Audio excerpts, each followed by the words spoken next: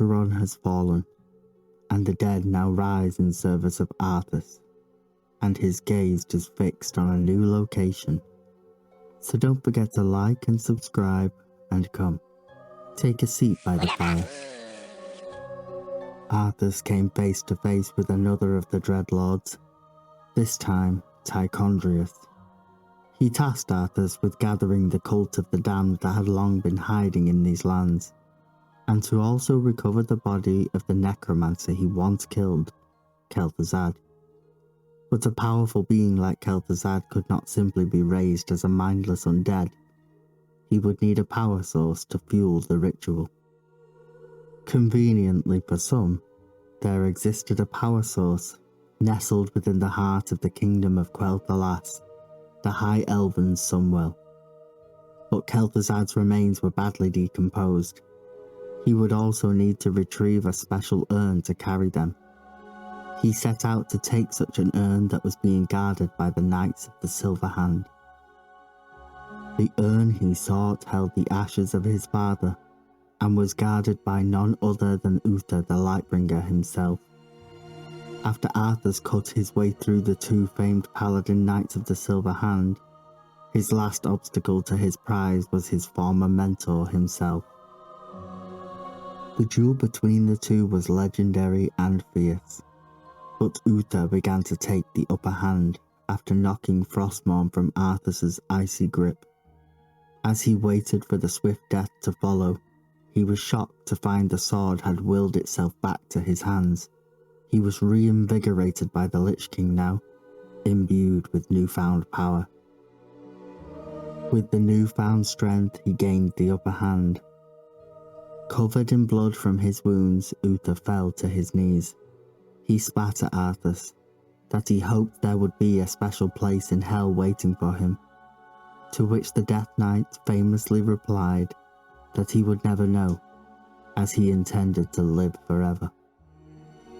After desecrating his father's urn by scattering the ashes to the wind, one final act of betrayal against him, he gathered his swelling armies to his side and set off on the long journey north to the ever-blooming lands of the High Elves.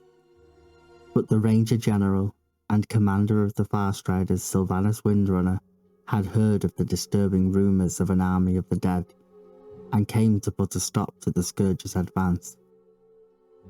3 elf gates barred the Dread's path, large fortifications that protected the beautiful lands of Quel'thalas.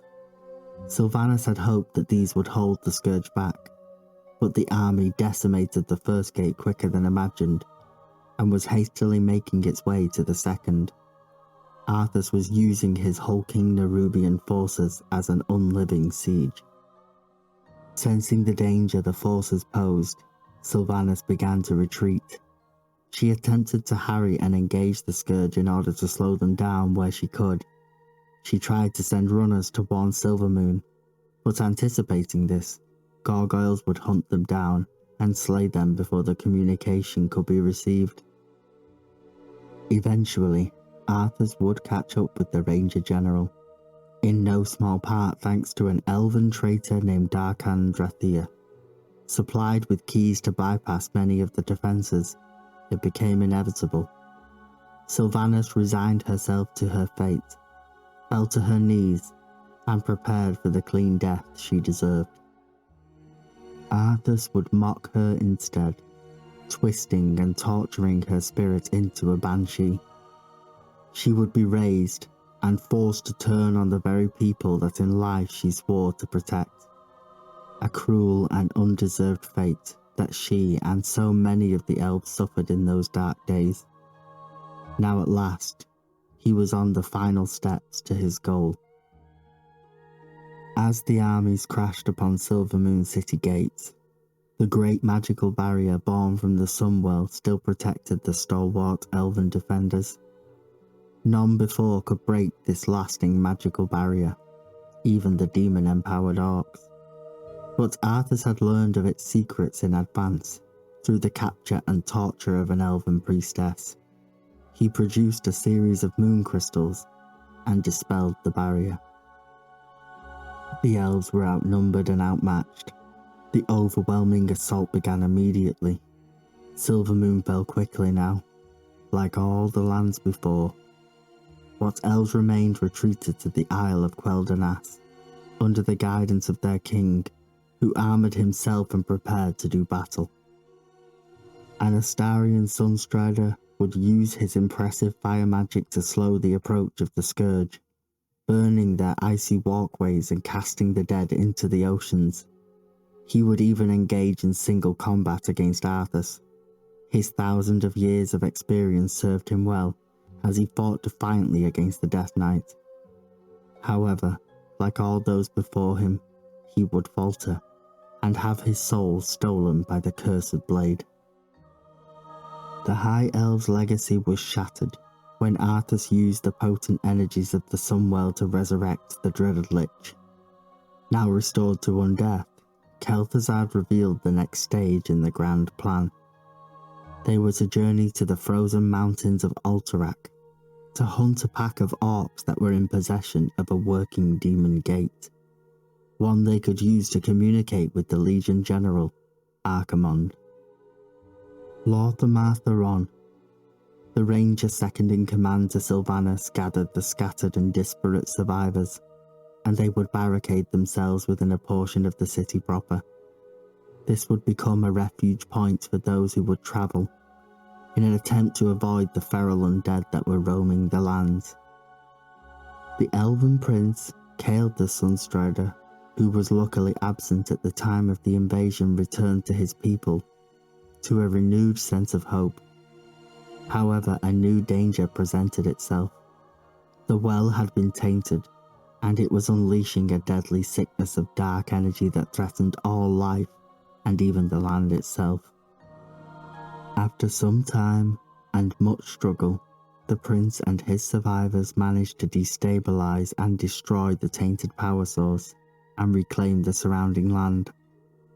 While this had averted the immediate threat to their survival, it created another problem, that of magical addiction. It was only here and now, bereft of the Sunwell's life-giving energies, that the elven people realized how dependent they had become upon it. The withdrawal alone could kill the sick, the young, the old. Kel'thuzad and his people would turn their attention wholly to abating this magical curse, a task that would consume them for some time. By this time, Kel'thuzad had taken the time to commune with the Legion General. Their orders were clear. They were to retrieve the powerful Book of Medivh, so that Archimonde may be summoned into Azeroth once more. The book lay in the famed mage city of Dalaran, under guard of the leader of the Kirin Tor, Archmage Antonidas. The mages prepared their best magical wards and spells in defense of the city, but Kel'thuzad was a former member. He knew their inner workings, and revealed their ploys to the Scourge in advance. Once Arthas began to unleash the prisoners, ones the Kirin Tor had previously captured, and they would in turn turn against them, they would eventually falter, with the Archmage himself being slain. As Kel'thuzad began the lengthy ritual necessary to summon the Eredar Lord, Arthas and the Scourge would guard him from the surviving mages that desperately assaulted them, hoping to stop the calamity they were about to unleash upon the world. But it was all in vain, and for the first time in 10,000 years, the demon walked the lands of Azeroth once more. His first act was one of vengeance. In a single spell, he leveled the entire city, and proceeded to gather the forces of the dead and make them ready for the next journey. He could sense his prize now more than ever. Even shrouded by the great tree, he could see the energies of the Well of Eternity, and would make their way to Kalimdor. No nation that came into contact with the dead forces fared well. The Gilnean people hid behind their great wall, one that separated their kingdom from Lordaeron. They could not, however, ignore the armies of the dead ravaging the lands around them, and so King Greymane, would turn to his trusted advisors on what to do. One of those was Archmage Arugel, who had knowledge of a creature of terrible ferocity, one that may be summoned to combat the Scourge threat. A desperate Greymane would take the risks and order the Worgen to be summoned, not knowing what or who they really were. They crushed the undead that ventured too close to the wall, or even attempted to penetrate into the kingdom itself. The early successes were quickly overshadowed when these monsters that were unleashed upon the dead turned equally upon themselves. All it took was a few guards to be bitten, and they had unleashed the Worgen curse upon the world once more. Those bitten would eventually turn into Worgen themselves. All too quickly the infection spread throughout Gilneas. But before this could become a matter of public attention, a disillusioned nobleman named Darius Crowley would incite a civil war. The use of the Worgen to protect their lands and the complete abandonment of the other refugees was its driving cause. The populace would split between loyalist and rebel. Many saw Greymane doing what he thought was best to ensure the safety of his people, and others thought it tyranny, especially when he tried to stop attempts to aid Jaina and the Lordaeron refugees. One major attempt was made against the capital by the rebel forces, but despite their much planning, they could not overcome Greymane's forces, and the rebels were squashed, and its leadership branded traitors and imprisoned. Any rebels that remained went into hiding, stashing many of the weapons they planned to use in the process. But Arthas and the madness of the Scourge is not done with the world just yet. But that will have to wait for a future episode. Thanks to everyone for all the likes and the subscribes, as well as those who keep the community alive on the Discord. Oh, and don't forget to come back anytime.